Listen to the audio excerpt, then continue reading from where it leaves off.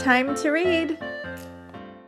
Chapter 20, page 171.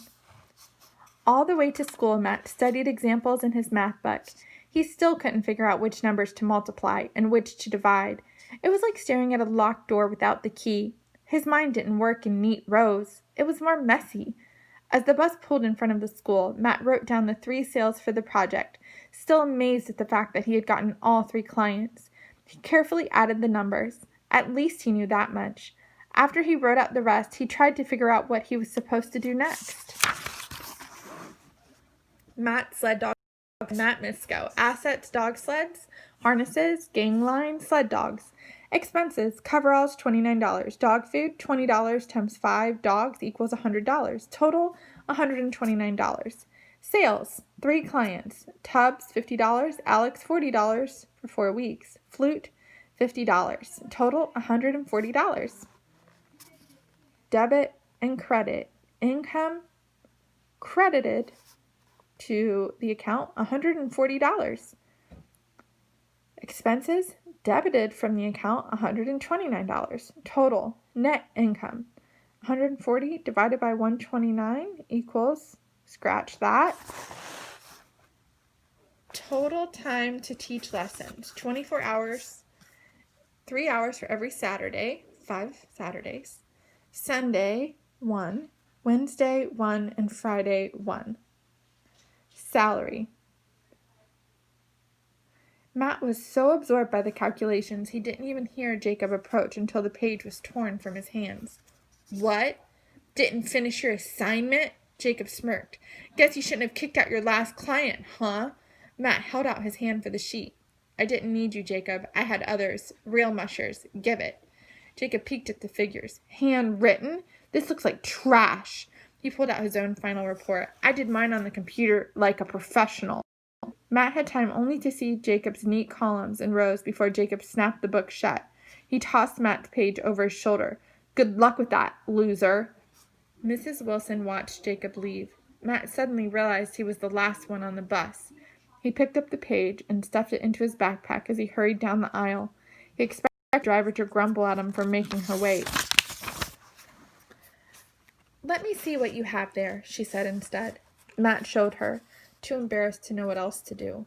As Mrs. Wilson looked over the numbers, she took out a pencil from the visor above her. Don't pay him any mind, she said gruffly. He's just jealous of you. Jealous? Why would he be jealous of me? She checked behind Matt before leaning closer. You have loving, supportive parents, don't you? She lowered her voice. Try to be kind.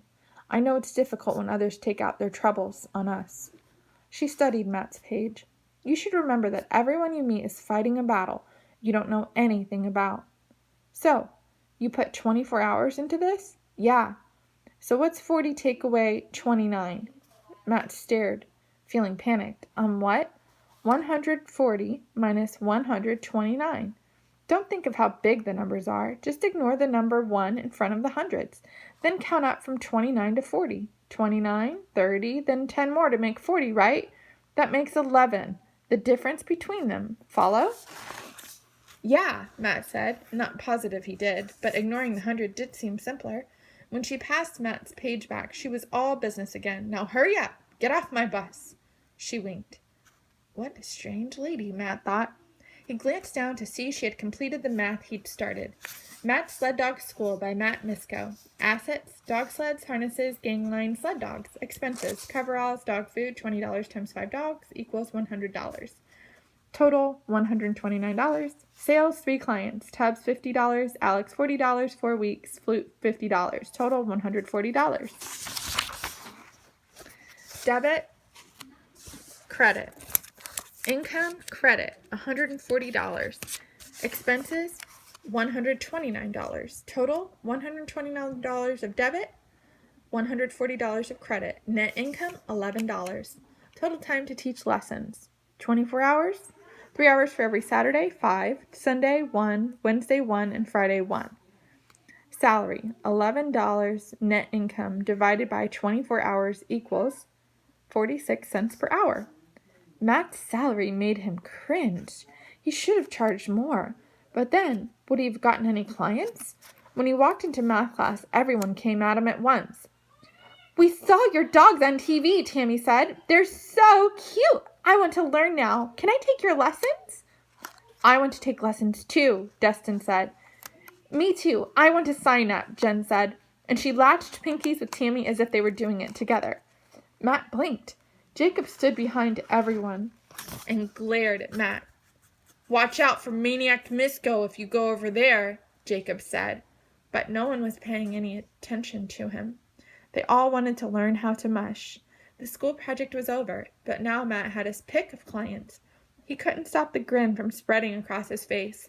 "Everyone, settle down," Mr. Moffat said from his desk. "Come hand in your assignments and take a seat. We have guests today." That shut everyone up. Chairs screeched on the floor as the students found their desk. Who were the guests?